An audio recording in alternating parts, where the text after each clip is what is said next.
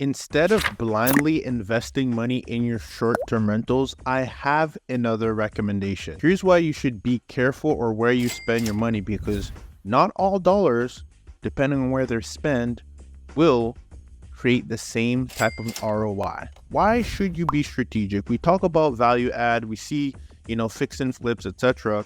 But it's really important for us to understand that our money well spent in a short-term rental will have two different buckets that it can impact. One is the after repair value of the actual home, and number two is the actual cash flow and ADR, average daily rate, that you can actually charge per night. So how do you know which bucket or which investment is going into which bucket?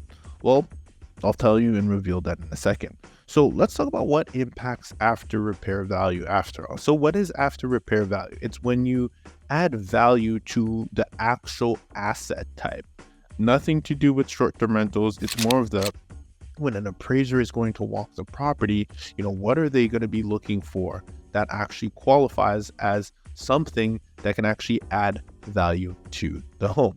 Right. So one of the things that we want to be at least mindful of is what an appraiser uses to at least identify what changes in value. Let's talk about number one.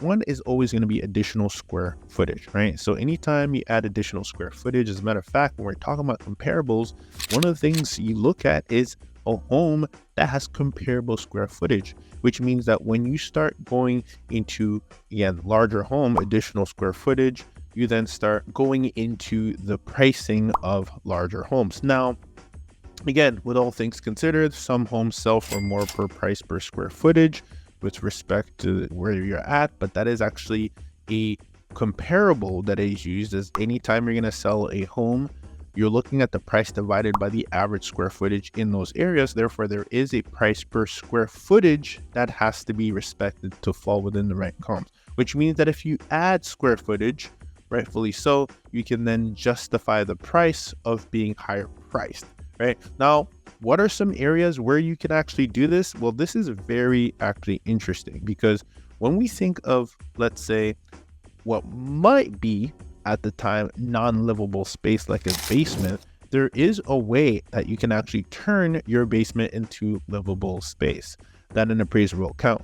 Now, it's something you want to ensure meets the criteria of the local building cost, but you'll be able, at least from a high level, you want to be sure that you check the local building codes and permits. Ceiling height, some typically can be 7 feet or higher, will be considered. Egress requirements, meaning that there's an area that you can actually exit for each bedroom or living space. It has to be the right window size for, again, an emergency if you need to leave, right, escape, or even an exit, right?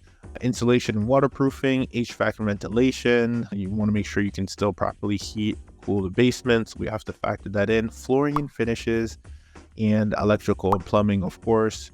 Stairs accessibility, smoke detectors, professional inspection, etc. So at the end of the day, you want to check with your local building codes and permits to then be able to understand that, hey, if I make these additions to this additional living square footage that you can add, additional square footage, well, if I start with my basement because it's already there, will that be considered livable or non-livable space? If it is considered livable space, then you're in business. Now, there is a specific way that you should go about doing your value add, because before the work even starts, you should actually know if this is going to qualify as additional living space, because if it does, you might be in for a very, very happy return on your investment made. Now, let's say even if it didn't, right? So if it didn't qualify as non-livable space, but you had finished the basement where, in fact, you can have an extra bedroom there, you can have additional entertainment there, you have a big screen, you have a pool table, etc. Now what your bucket you're tapping into is the cash flow bucket, where it impacts the average daily rate of that short-term rental, which is a phenomenal way to be able to charge more. If you're currently getting value from watching this video, you'll want to make sure you take a second and click below to grab the midterm rental insurance blueprint to help accelerate your process in being able to land these midterm rental insurance contracts with respect to your marketplace. Make sure you click the button below and grab it, and continue on with the gems in this video. Because you just have more amenities. Imagine going into a home same home. One home has a finished basement, one home does not have a finished basement. It's a 3-bedroom home. Now the home that has a finished basement adds 2 beds down there, adds a flat screen TV, pool table, convertible sofa bed, and now they can sleep an additional 6 people comfortably. They have a bathroom down there. Now it might not be livable space, right, on paper, but they can certainly charge to have 6 more guests stay, and for that reason they're able to double the amount of revenue that they're making, because they have just as many people they can sleep downstairs as many people as they can sleep upstairs. Very strategic play. Doesn't impact the after repair value. It might still be considered a 3-bedroom home, but you're able to generate a lot more in cash flow. If you can get the best of both worlds, I believe in being able to have your cake and being able to eat it too. So power to you if you can do both, and now you know how. Another one, bedrooms and baths. That's on the after repair value bucket. When you're comparing a 3-bedroom home to a 4-bedroom home, it's not really a comparable. You're looking at 4s and 5s. They're looking at 5s. You might get into a point where a 5 and a 6 bedroom might be the same, etc.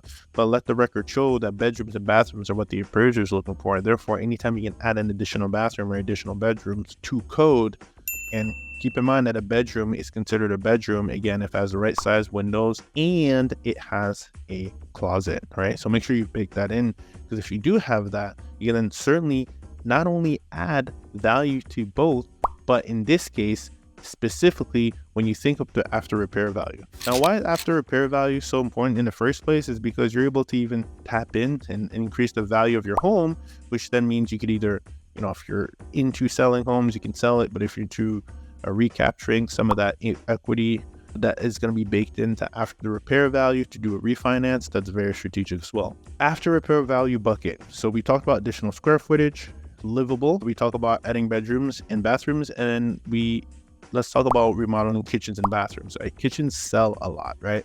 But do people really care that the kitchen is brand new when they're staying somewhere for an Airbnb? Not really. If you have a decent kitchen, it'll be great. They care about the amenities. So when you think about spending your money, you can put it in 2 buckets, right? You can either say you're optimizing for cash flow, so after average daily rate, right? Which is what things like pool tables, big screens, and pools outside, right? This is a great example of that's an investment that homes with pools perform 25% higher more in revenue than homes without pools, right? Again, I'm talking about pools that you can swim in, not to be mistaken with a pool table, okay? So those are the things where, now you might say, did that add the after repair value? Slightly, it does have an impact. Or appraisers will factor in that you have a pool, but again, it all depends on your location. It might not matter so much if you're in Florida. It might be a disadvantage for you to not have a pool in Florida, because everybody has a pool, but in the area when most people don't have a pool, will certainly be advantageous. Not so much on the after repair value bucket, but very, very, very much on the average daily rate. So when you think of what impacts cash flow the most, you think of amenities, you think of adding bedrooms and increasing areas where you can sleep. And then most importantly, last but not least, the design. When you spend money on design, when you spend money on wallpaper, when you spend money on having a grill, a fire pit, and experience-driven amenities, this will always bring a very, very high cash flow average daily rate. It's not going to show on the after repair value so as much as it will on your cash flow. So you always got to ask your question, this investment, which bucket will it fall under? Will it fall under the cash flow bucket, or will it fall under the after repair value bucket? And the after repair value bucket, as you know, is big for tapping into the equity, refinancing, right? Being able to get a HELOC or a HELoan or whatever the case might be, because you've been able to increase that. We believe in holding on to a real estate, or even if you're going to sell it, it's going to have more value. So just to recap, ARV bucket, additional square footage, additional bedrooms, kitchens, and bathrooms, that will always increase the value of your home. And when we think about cash flow, we think about increasing the amenities, increasing design, and then additional spaces, whether they are livable or not. And now you have, and you will be able to be careful and be strategic on where you spend your money in your short-term rentals, depending on what your goals are. If you got value from this video, make sure you check out how to level up your midterm rental with these specific amenities guide.